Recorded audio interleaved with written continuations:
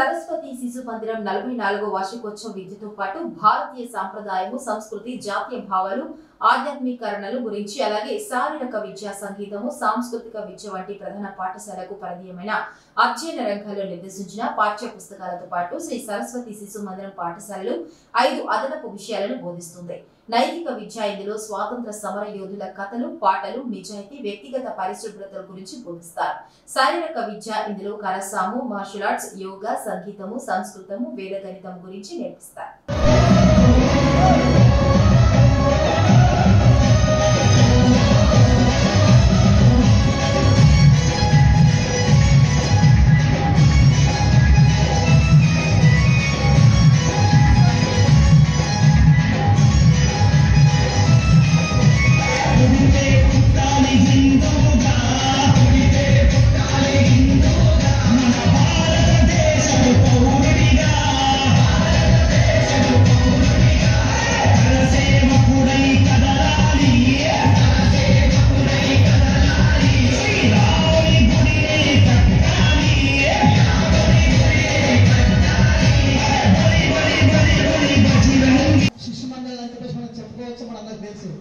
కానీ ఇప్పుడు ప్రస్తుతం ఏమైపోతుందంటే శిశు మందిరాల్లో కూడా నాకు ఒక డౌట్ 4 years బ్యాక్ ఇక్కడ నుంచి ఒక అప్లికేషన్ వచ్చింది. ఏంటంటే సార్ ఇక్కడ కూడా ఇంగ్లీష్ స్కూల్ స్టార్ట్ చేస్తామని చెప్పడం కూడా జరిగింది.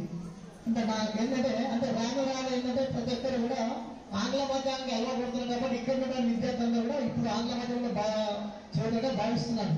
ముఖ్యంగా 2 అంశాలు తల్లిదండ్రులు గమనించాల్సిన అంశం ఏంటంటే ఇక్కడ 7th క్లాస్ విద్యార్థులు ఉన్నారు. కానీ ఒక చిన్న అంశం ఏంటంటే మనం ప్రతిరోజు ఏం చేస్తుంటే కూడా విద్యార్థుల్లో ఫస్ట్ క్రమశిక్షణ నేర్చుకోవాల్సిన అవసరం ఉంటుంది. క్రమశిక్షణ అనేది వెరీ ఇంపార్టెంట్. ఎవరికైతే క్రమశిక్షణ బాగుంటుందో వాళ్ళ జీవితంలో చాలా స్థానంలో స్థానంలో ఉంటారు.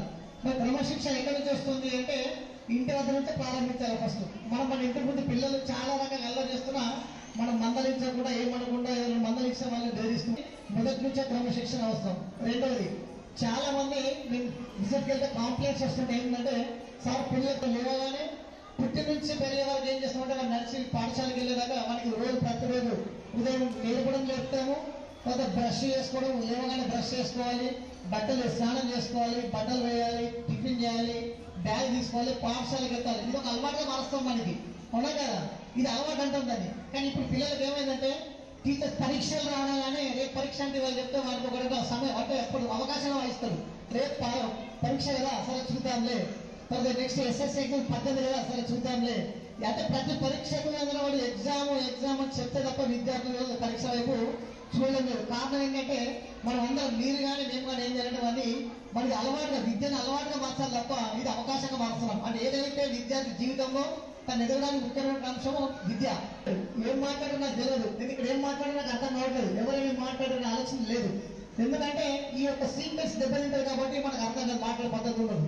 అదేవిధంగా సినిమాకి వెళ్తే ఒక సినిమా మిస్సింగ్ వెళ్ళిన తర్వాత చేస్తుంటాం, ఇంతకు ముందు ఏమైంది అని తెలిసేదాకా